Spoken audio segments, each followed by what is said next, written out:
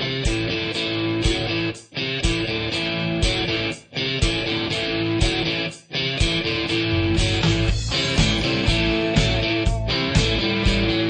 right, shake it out, loosen up a little bit. This is the Gun Talk After Show. Sometimes it's funny, sometimes it's serious, but it's always worth it to hang around for the after show. A lot of times we cover topics we either couldn't get to or didn't want to put on the radio. If you're on hold, stay right there, because we're calling Tom back to the microphone for a little more fun. Show producer Jim Kinsey will be here along with Michael and Michelle. Now, the Gun Talk After Show.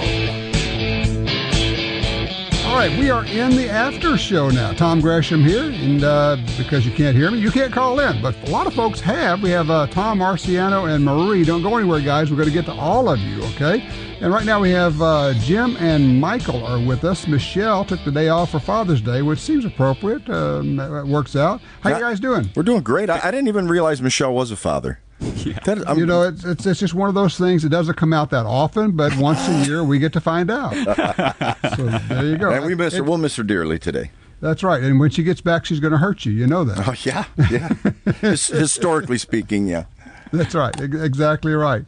We had a lot of things going on, lots of great stories about fathers. Didn't know if you guys had any stories about either your dads or you, and particularly you, Jim. You've got a youngster. You are the dad. Yeah, my dad wasn't anti-gun. He just wasn't gun. Mm-hmm.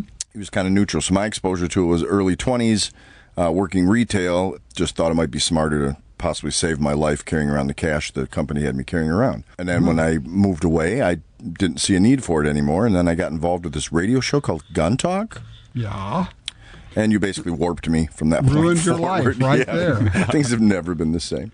Well, yeah, actually, we probably ought to tell people you weren't really into guns, or kind of, we weren't anti-gun when you started. I was kind of like my dad. I thought they were kind of cool. I like mechanical stuff, so for me to get my hands on something that had workings to it was that was the intrigue I really had. Right, but you have become a real gun guy. I think I'm learning more about it every day, and the truth of it is I'm never going to have it all, but I'm imparting that wisdom, for lack of a better term, to other folks as an ambassador. And got pretty good stats on doing that, and I figure if that's my forte as opposed to being a gunsmith, that's not going to happen. I don't have the patience and the fine motor skills. Notice the twitch, you know about my twitch, Tom. That's called pulling the trigger, man. That's all that is. He's actually just dancing. Yeah. Oh, I see. It's the dancing thing. So getting involved with the show here was neat because I got to something I had a mechanical interest in. I got to be able to learn the historical value through you, etc., and just questions coming in that were, wow, I never thought of that. And I continue to get calls today. I was subbing for Michelle. I continue to get calls saying, wow, I never thought about converting a 221 to 223. Can it be done? That kind of stuff. Yeah. It never ends. The questions and the subject matter never ends. And that's one of the things that makes it so much fun. Michael? I grew up around firearms. My grandfather was chief of police in a little city here in the area for many, many years. My dad was a dispatcher. And then he was in the military. And so I was brought up, around rifles and shotguns and stuff. And right. Always had an appreciation for them. I'm not going to say it was a different time, but they were visible in the house, unloaded, right. but visible. I understand. He basically opened my eyes to the whole world of it. I think I told you, but the first time I shot, I got peppered with gunpowder, and I was like 6 or 7 years old, and it happened twice in one day. It never dissuaded me, and actually, it taught me a very valuable lesson, which is make sure that everything is in fine working order and that you are proficient. And wear eye protection. Yeah, absolutely. Absolutely. Yeah, no kidding. All right. I want to get some of these calls in here because we've got some great people who've called in and are staying on hold, and I appreciate the patience. First, let's start with line 3. Tom is, I think he's driving somewhere in Tennessee. So, Tom, I appreciate your patience. How are you, sir? I'm excellent. Happy Father's Day to all these fathers. Well, thank you. Thank you. And I wanted to give you a range report real quick. And sure. You mentioned the SR series. I have an SR-40C, and I was having some trouble because at first the bullets were landing to the left side of the paper. I shoot right-handed. So I give it to my brother. He shoots left-handed, and his were hitting the right side of the paper. So then I decided to take in, utilize some knowledge I gained from you, and that was make sure I had both thumbs pointing forward, and I was shooting it left-handed in that area, and I was bringing right in the bullseye, and I kind of broke down what was happening, and I think I figured out why both thumbs forward helps is because it actually causes your finger to press the trigger in the correct manner. Yep. Because you don't bend the finger at the first knuckle. You bend it at the second knuckle with press. Yes. You're not inserting the finger so much into the trigger, and you're actually bending, as you say, if you'll bend it from the second knuckle, from the tip of the finger, you actually get a straight press on the back, going straight back on the trigger. You're not moving the gun over. And you're not wrapping it. Well, you're eliminating a pivot point, aren't you? Good point. Yeah. I love it that you shoot right-handed and the bullets are going left, and your brother shoots left-handed and the bullets are going right, and at this point you're thinking, maybe it's not the gun. Well, that's exactly, because I was going off something you'd said, and I picked up the SR40C because it has ambidextrous safety, and I like to shoot left-handed as well, even though I don't shoot very well that way. I force myself to it because of something you said about knowing how to shoot either-handed. Yep. And I force myself to do those things because it's just a lot more fun. Well, it's a challenge, and you give yourself a challenge, and you never know. I mean, the likelihood is if you get into a fight, you could get injured, and maybe you can't shoot with your primary hand. Maybe you have to shoot with the other hand. So none of us likes to practice it. Why? Because we're not good at it. We don't like to do things that we're not good at. That's why you have to practice it. So you have to shoot from, they call it the weak side or support side or whatever, but the other side that you normally would shoot. I love the story of, and by the way, let me ask you this. How do you like that SR40C? I really like it. Trigger on it, like you said, is amazing. The fact that in the compact model, you can have in the short magazine with 9 rounds in 40 caliber, and it's completely controllable, and you can put in the longer magazine. You have a standard SR40 at that point. Yep. With that extender, and I picked it up fairly cheap, and I kind of told my wife I was going to buy something for her to shoot, and I haven't let her shoot it, but I haven't really taught her much either, so I'm thinking I might have to look at the 9 just so I can have an excuse to buy another one so she can practice shooting one in the full size. In the compact full-size magazine, it shoots like the full size. So you can learn on that. And the thing I like about them, they're also very thin. I like that about them. Yes. And the controls. Oh, one other weird quirk I ran into with it. Yeah. Whenever the slide is back and throwing in a full magazine, it will pop the slide will drop. Forward.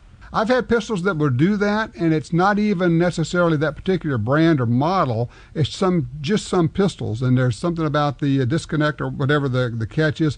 When you ram in a magazine, the slide will drop, and so of course that makes it faster. But it's another reminder of keeping that gun pointed in a safe direction all the time too. And finger off the trigger during reload. Absolutely, boy, no kidding. Hey Tom, thank you for the call. Appreciate that. And my Glock does that. Occasionally. Your Glock does that when you put the mag in? Occasionally. If you really slap the mag in hard, it'll sometimes slap forward, yeah. And, boy, he makes a good point. And, you do that, and if you had your finger on the trigger, you're going to pull the trigger, and it's going to go bang. Yeah. So, once again, I cannot stress enough to people, your trigger finger should be laying along the side of the frame, the slide, not across the trigger guard, but actually above the trigger guard. It should point it straight, just like you're pointing at somebody out there. And that's where it should be unless your sights are on the target. If the sights are not on the target, the trigger does not go inside the trigger guard. So just one of those basic deals there. Hey, Tom, let's call an audible here and go to break a little early and come back, and then we'll wrap up these last 2 callers. Sure. We have Marciano and Marie. Don't go anywhere, guys. We're going to get to you in just a second. We'll be right back.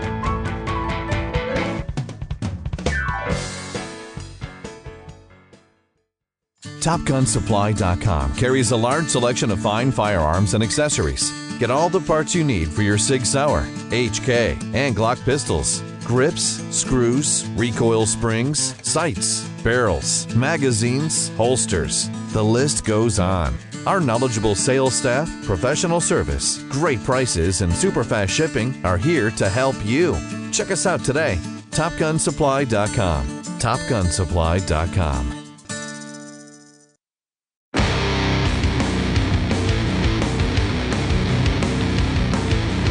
Okay, we are back, as a matter of fact. That didn't take very long.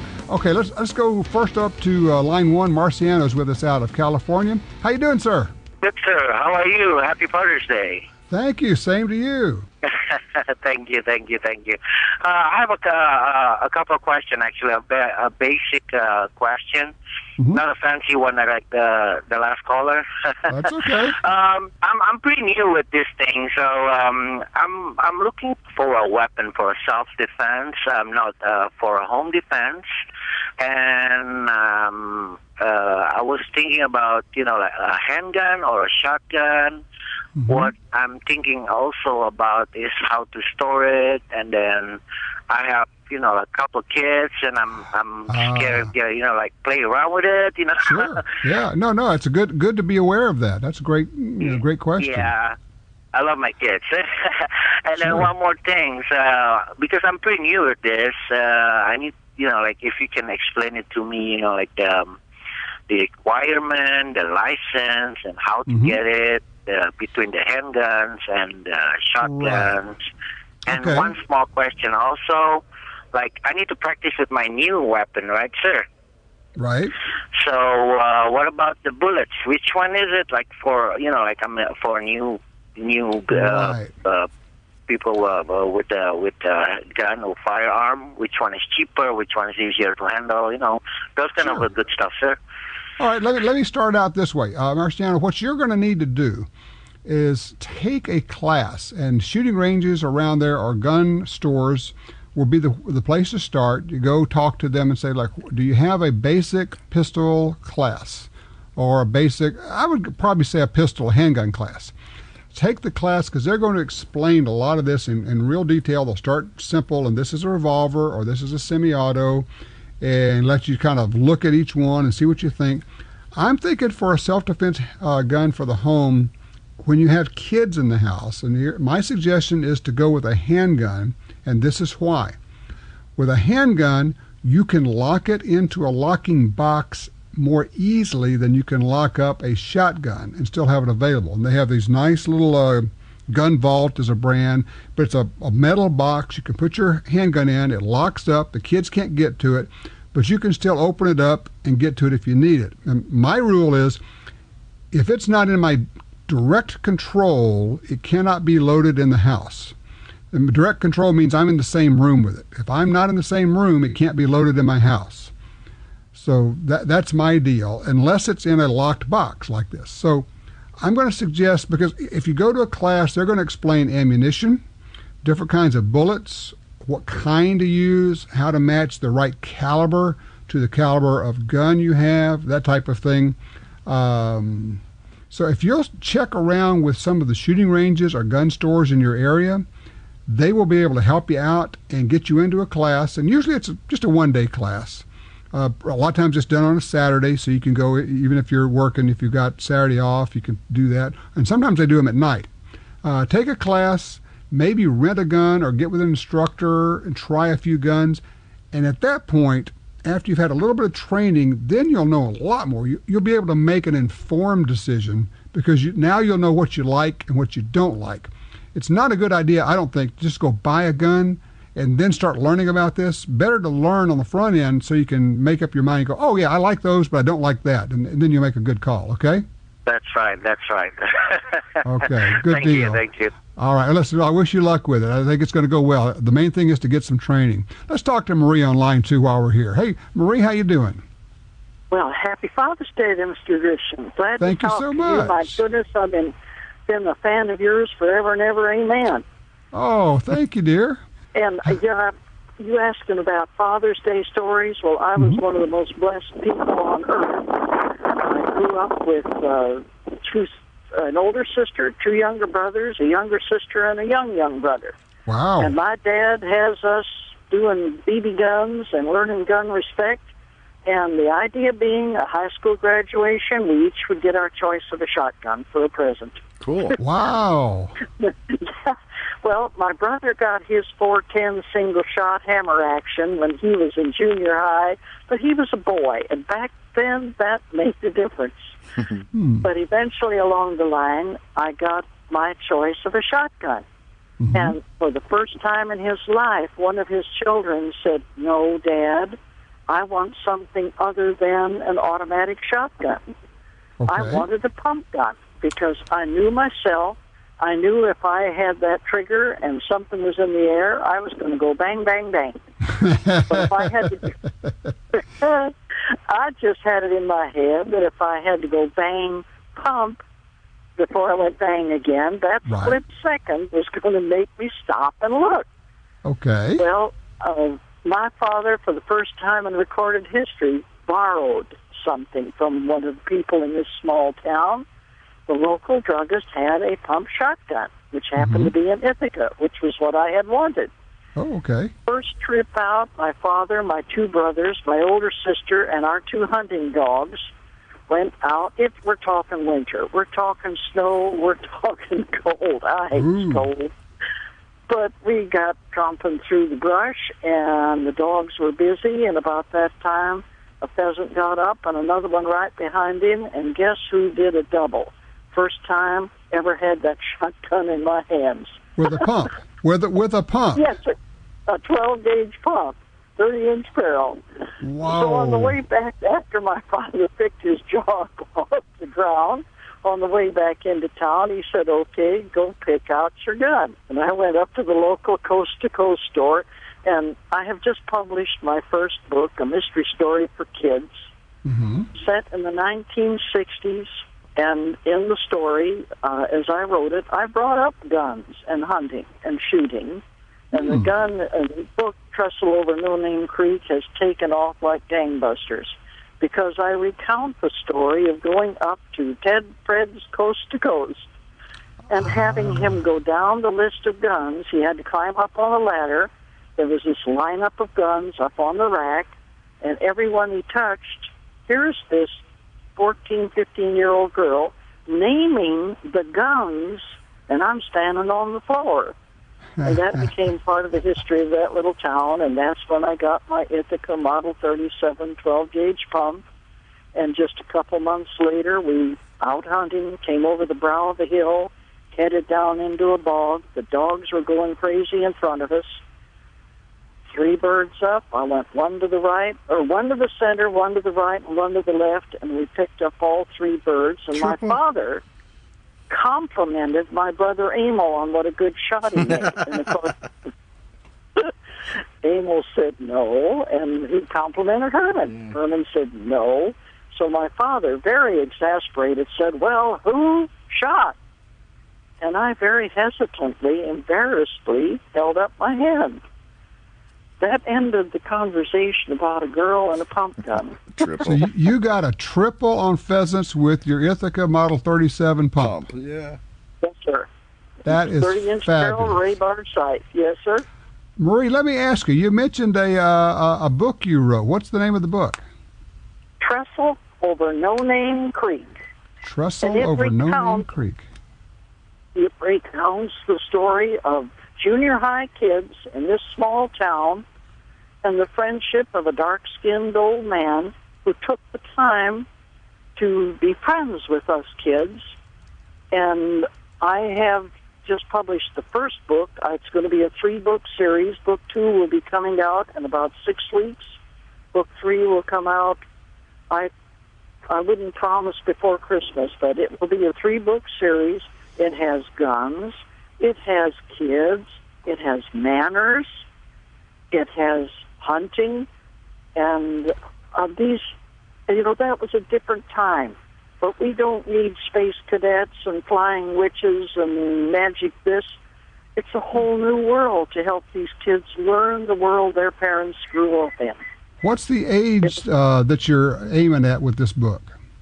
My target audience was any kid who likes to read before they get so smart they know it all. Awesome.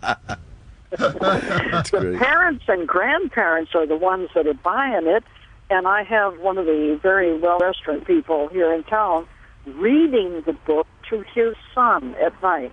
He said, every night I read, Tom, if you would permit me, I would love to send you a copy of that.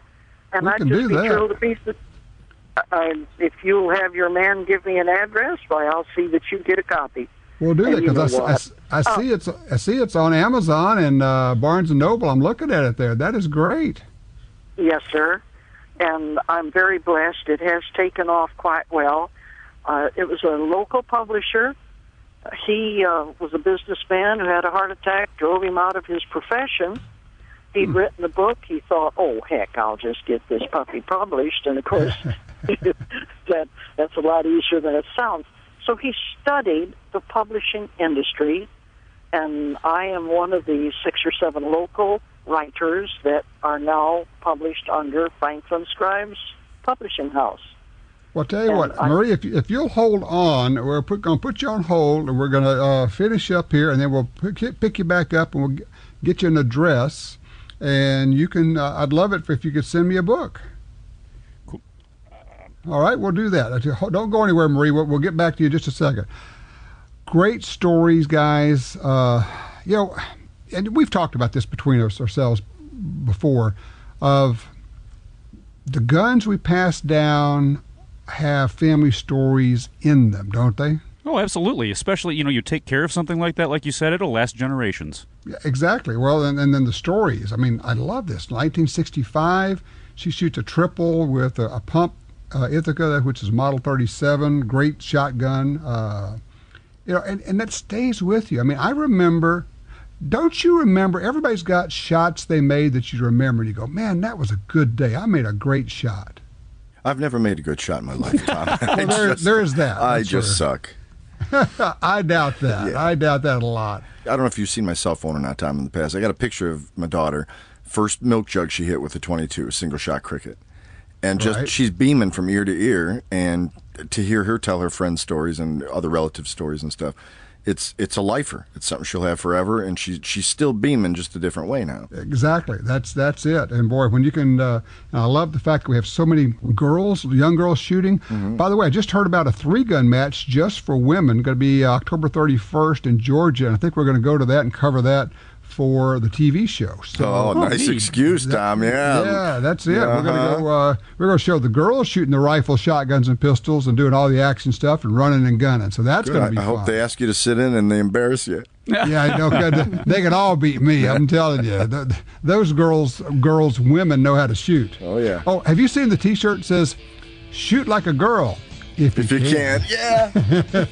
No, that's awesome. Isn't that great? I love that one. So, all right. Well, I'll tell you what, we're going to wrap it up here, guys. Thank you so much. Marie, don't go anywhere. We're going to jump back on the phone and get you some information. I appreciate that. The book, by the way, for those who want to know, is Trestle. That's Trestle, Trestle over No Name Creek. Pretty cool. Thank you for sharing your Father's Day with me. I appreciate that. I appreciate you hanging in there. And we're going to go out and spend a little time with the family now.